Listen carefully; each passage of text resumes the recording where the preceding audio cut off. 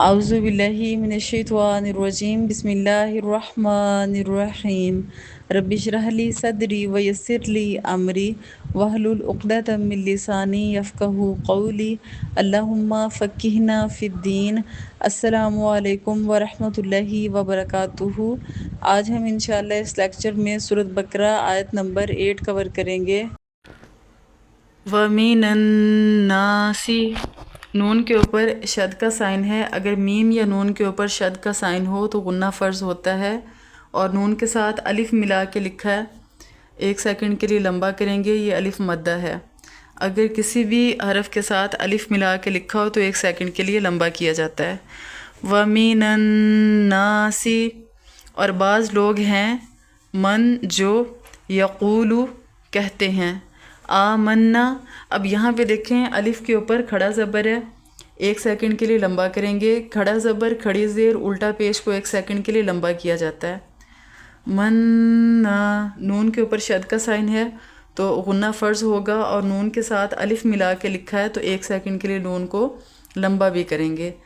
آمنا، ایمان لائے ہم، باللہ، اللہ کے لام سے پہلے اگر زبر ہو تو موٹا کر کے پڑھا جاتا ہے، اور اگر زیر ہو تو باریک پڑھا جاتا ہے۔ یہاں پہ زیر ہے تو ہم باریک پڑھیں گے، اور کھڑا زبر ہے اللہ کے لام پہ، اس لیے ہم 1 سیکنڈ کے لیے لمبا کریں گے۔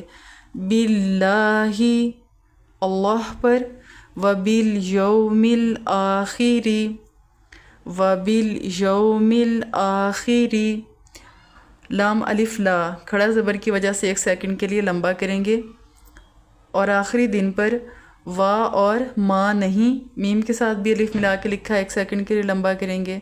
ہم وہ، بمؤمنین، واو کے اوپر چھوٹا سا حمزہ نظر آ رہا ہے۔ اگر واو کے اوپر حمزہ ہو تو پڑھتے وقت تھوڑا سا جھٹکا دے کے پڑھتے ہیں۔ مینین، یہ لمبا اس لیے کیا کیونکہ یا سے پہلے نون کے نیچے زیر ہے۔ اگر یا سے پہلے کسی بھی حرف کے نیچے زیر ہو تو یا مدہ ہوتی ہے، 1 سیکنڈ کے لیے لمبا کرتے ہیں۔ بِمُؤْمِنِينَ۔ اب کمپلیٹ آیت کو پڑھتے ہیں۔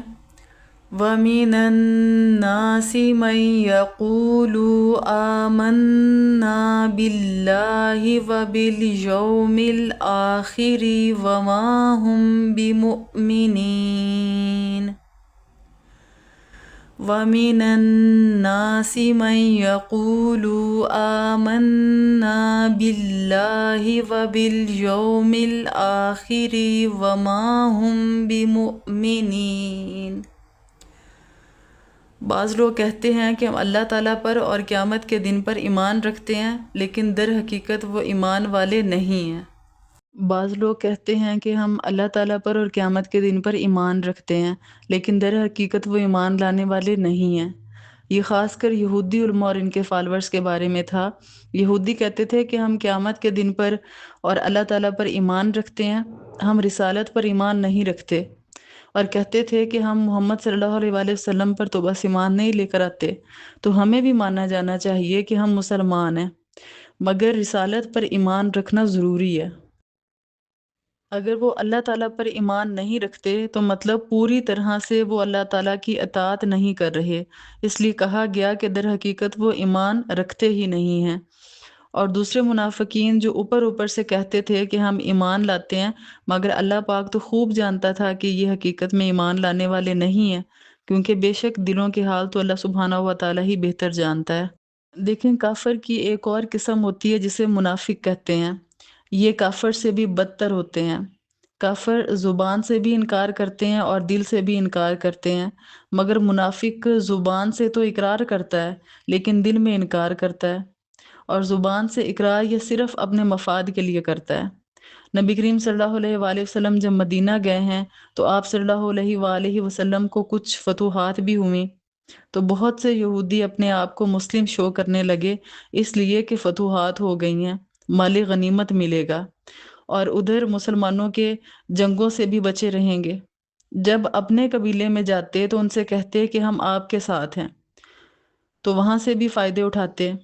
دل سے تو یہ یہودی تھے، انہوں نے مسلمانوں کو بہت نقصان پہنچایا، مسلمانوں کے راز فاش کیے۔ نفاق کسے کہتے ہیں؟ زبان نے اگر اقرار کیا ہے اور دل اور عمل اگر ساتھ نہیں دے رہے تو یہ نفاق ہے۔ اس کو پریکٹیکل لائف میں دیکھیں، کوئی شخص آپ کے پاس آتا ہے اور ایسی دل منہ لینے والی باتیں آپ سے کرتا ہے، آپ کو کنونس کرنے کی کوشش کرتا ہے اور آپ کنونس ہو بھی جاتے ہیں، لیکن جیسے وہ آپ کے پاس سے اٹھ کر چلا جاتا ہے تو آپ کے بارے میں ایسی ایسی، اور آپ کے جو ہے وہ اہل خاندان کے درمیان، دوست احباب کے درمیان ایسی ایسی باتیں کرتا ہے کہ آپ دنگ رہ جاتے ہیں۔ اچھے لوگوں کے ساتھ بھی تعلقات بنا کر رکھتا ہے اور برے لوگوں کے ساتھ بھی تعلقات بنا کے رکھتا ہے۔ اللہ کے رسول صلی اللہ علیہ وآلہ وسلم نے فرمایا کہ منافق کی 3 نشانیاں ہیں: جب بات کرے تو جھوٹ بولے، جب اس کے پاس امانت رکھوائی جائے تو اس میں خیانت کرے، جب وعدہ کرے تو وعدے کی خلاف ورزی کرے، وعدہ توڑ دے۔ انسان کو عملی زندگی میں جو جو ذمہ داریاں ملی ہیں اس میں اسے غور کرنا چاہیے کہ وہ کہاں کہاں خیانت کر رہا ہے۔ اگر کسی کو کوئی ڈیوٹی ملی ہے، کوئی جاب اگر کر رہا ہے، تو اس سے ڈیوٹی ٹائم میں جو وہ کام کر رہا ہے، یعنی کہ وہ اس سے ڈیوٹی ٹائم کی سیلری لے رہا ہے، تو اگر وہ اس ٹائم میں خیانت کرتا ہے، اس کو کہیں اور لگا رہا ہے اس ٹائم کو، تو اس کا وہ ذمہ دار ہے۔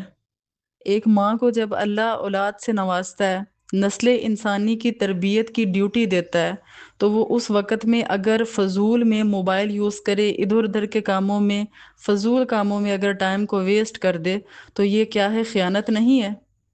دیکھیں قرآن جہاں بھی ایمان کو ڈیفائن کرتا ہے اللہ پر، آخرت پر، اللہ پر، آخرت پر، تو موت کے بعد کی جو زندگی کا ذکر ہے، اسلام تو شروع ہی یہاں سے ہوتا ہے، اور آج ہماری زبانوں سے موت کے بعد کی زندگی کا تذکرہ ختم ہوتا جا رہا ہے۔